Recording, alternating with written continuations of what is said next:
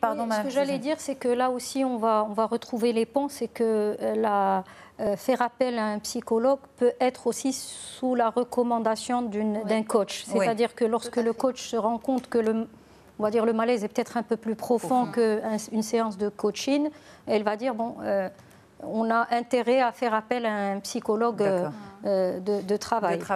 Alors, le coach, justement, c'est, on va dire, domaine d'action pour améliorer le côté humain, relationnel au sein d'une entreprise.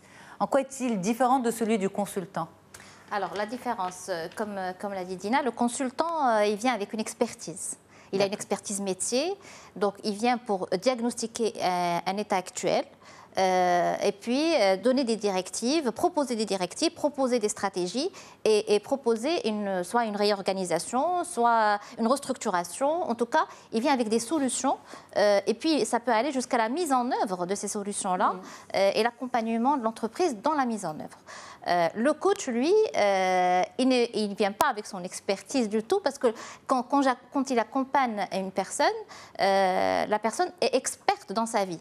C'est-à-dire qu'il part du principe... Une personne ou une entreprise? Ou une entreprise ou une équipe. C'est-à-dire qu'il ne vient pas pour partager une expertise, il vient avec, je dirais même pratiquement un prérequis de dire que la personne que je vais coacher ou l'équipe que je vais coacher a le talent nécessaire, a les ressources nécessaires, a les compétences nécessaires pour pouvoir atteindre un objectif, soit de développement individuel, c'est-à-dire souvent...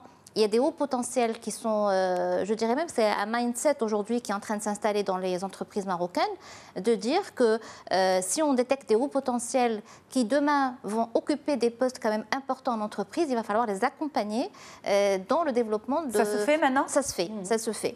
Et donc, le coach vient justement, je dirais même, je vais vous poser une petite question, est-ce que vous avez déjà vu un arbre rétrécir?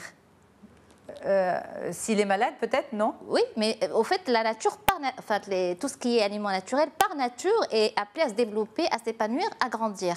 Et l'être humain, c'est pareil. Et donc, le coach joue un peu le rôle de jardinier.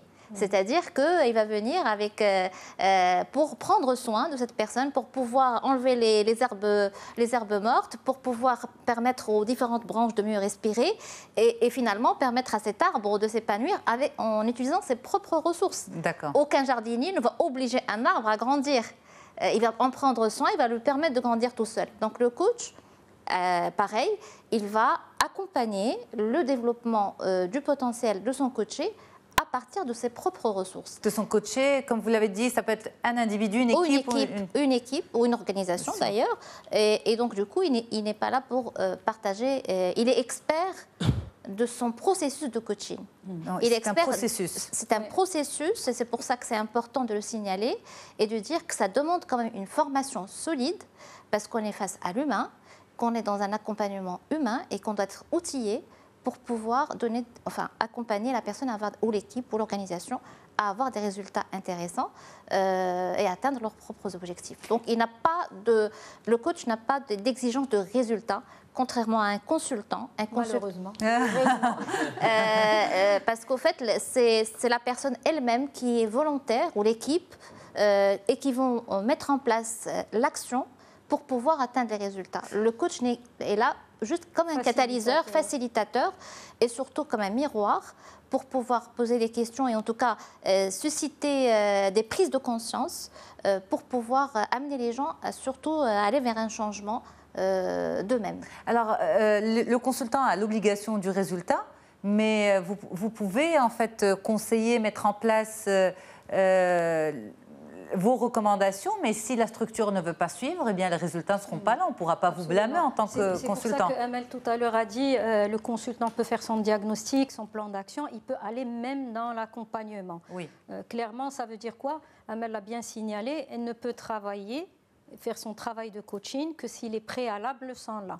Les préalables, pour faire simple, c'est des procédures, des fiches de poste, des organigrammes, des gens compétents dans leur métier. D'accord. Si tout ça n'est pas là, elle a beau coacher, ça ne donnera pas grand-chose en termes de résultats, en termes de performance individuelle ou collective. Il faut des bases. Il faut des bases. Okay. Donc, les bases, on intervient à 2 niveaux. Soit on dit, voilà les bases qu'il faut, vous avez ça, mais vous n'avez pas ça, il faut faire 1, 2, 3, 4, et on s'arrête là. Et là, il n'y a pas obligation de résultat. En soi, le résultat, c'est le plan d'action. Soit on est obligé et contractuellement jusqu'à la mise en œuvre de ce plan d'action, et là, l'obligation de résultat est là, en termes de mise en place du plan d'action, mais aussi en termes de performance de la structure. Et c'est là où on a aussi, intrinsèquement, on doit dire, attention, là, on est en train de faire, mais il y a aussi des équipes qui doivent être coachées sur un certain nombre de choses. Sinon, notre résultat ne pourra pas être atteint.